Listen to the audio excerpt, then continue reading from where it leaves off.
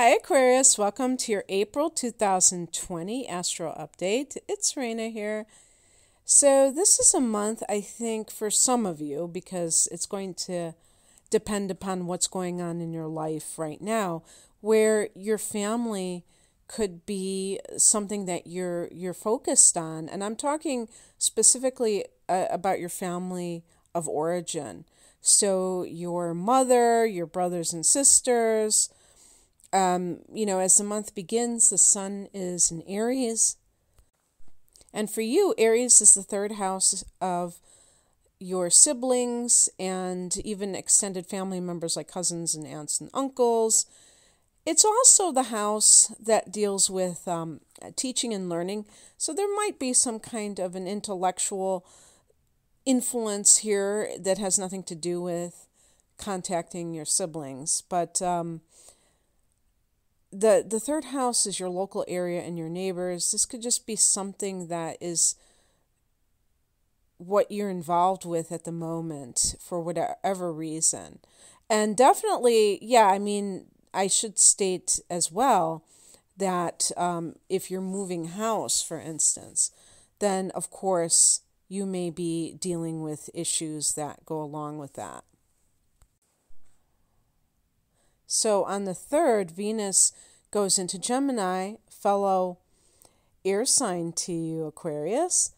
And this is the 5th house. This is a great time for love, for creative pursuits, and just to embrace pleasure. Venus is a planet associated with pleasure, and the 5th house is associated with pleasure, even though the 5th house is not ruled by Venus and is ruled by the sun. There is some similarity there where it's just about having a good time and embracing joy. But this is a house of love, so if you're single, you may be crushing on somebody. There might be somebody that maybe you haven't even spoken to them, but you're aware of their presence. And perhaps that could happen at a party, because the 5th house could be parties and things like that, or a concert. If you're creative, this is perfect time for your creativity to be enhanced and even to profit from your art, because Venus can bring money. If you have launched a business, the 5th house can be your business, and Venus could be like, okay, now you're turning a profit. On the 7th, we have a full moon at 18 degrees of Libra, so another air sign, and this in the opposite direction. So this is the 9th house. And so full moon in the 9th house can mean graduating college or, something at that level. And certainly, it's a little bit early for graduation, but these days anything is possible because we have school, university classes that are ongoing 12 months a year. But this can also be just kind of coming to some realization about something. The full moon can bring awareness or maybe a download. And the 9th house is the house of your philosophy of life and, how you view things. And you may have a certain new perspective on things, an aha moment, and this could affect the direction that you end up going in. But the full moon can mean that if you have some kind of a writing project that it's at the stage of fruition for publication, it can be something along those lines as well. On the or even like if you've taken some kind of a trip, this could be like ending that trip, because this is a long distance travel is in 9th house as well. On the 11th, Mercury is in Aries, goes into Aries, the 3rd house. So speaking with siblings, speaking with neighbors, I think this is a very active time for you with the 3rd house, because Mercury rules the 3rd house. So there might be a lot of communication going on. And And it might involve, or even research, it might involve some kind of a course that you want to take. And perhaps this is for improving your skills so that you can have more job opportunities, career advancement, who knows. This is great for writing, Mercury in its own house. On the 19th, the sun goes into Taurus, the 4th house. So this is, also I should say with Mercury in the 3rd house, getting in touch with your siblings. The sun in the 4th house is the mother, and perhaps that is your focus, attention is on that, or just domestic matters in general. Again, if you're looking to move and you've been researching local areas, and you might be like starting to pour your energy into your home. Actually, on the 22nd, there is a new moon here, 3 degrees of Taurus in the 4th house. So that could be like, having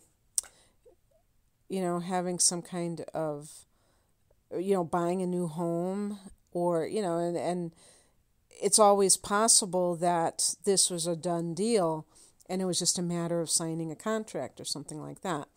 But maybe you're moving, and some kind of new developments that are connected with your domestic affairs. So it could be with the mother, it could be with your physical property, who knows. On the 25th, we have Pluto going retrograde at 25 degrees of Capricorn in your 12th house. So there's been a lot of behind the scenes transformation with Aquarius in the last dozen years. And it would be interesting to know what some of those experiences have been like. If you have any that you think you'd like to share, I'd love to hear about it, because not everybody will have a Pluto transit in their 12th house during their lifetime. So this is, to me, all about karmic influences, and perhaps burning your karma, transforming yourself through your relationship to past lives. And what I mean by that is the 12th house is the house of karma and past lives and the spiritual dimensions. And it's the house that Pisces rules in the universal chart, and its ruler is Neptune. And the 12th house can be the house of the victim, the house of the martyr. I feel like you have been, I don't see Aquarius as a sign that has those tendencies, because you have your own set of characteristics that are different from Pisces as an Aquarian. But of course, because you are next to Pisces in the zodiac, you might have inner planets in Pisces very easily, and that might tip the balance over towards having some of those tendencies. Or if you have the sun in the 12th house, for instance, something like that. The other thing, too, is that the moons can be in any sign. So, you could have the moon in Pisces and feel that sense of learned helplessness. And Pluto in the 12th can be very self-empowering for that, where you take control, where you are not like, you no longer feel like you're the victim of the past. And literally being, past lives or something that long ago.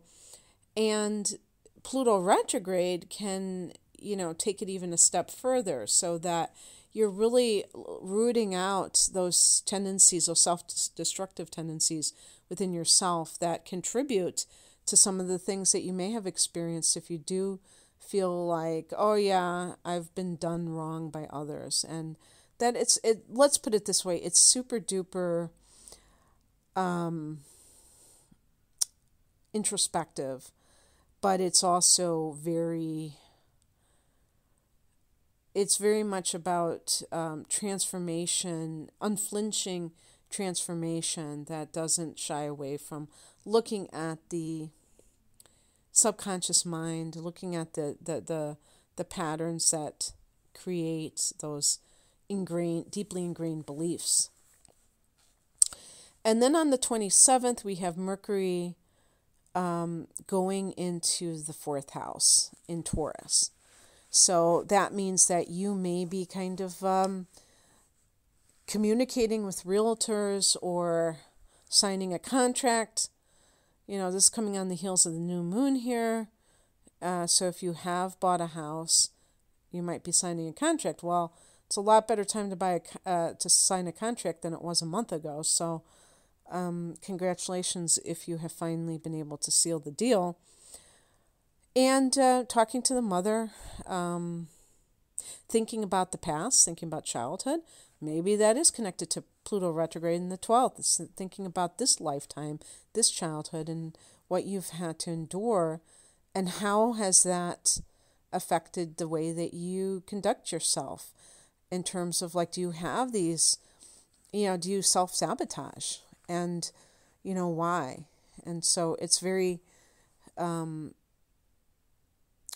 much looking at the emotions and the past and coming to terms with them. But also, there's that intellectualizing or analyzing of it with Mercury there. Okay, that's what I have for you, Aquarius. I hope you enjoyed this. If you would like a personal reading, the link is below. Take care. Bye.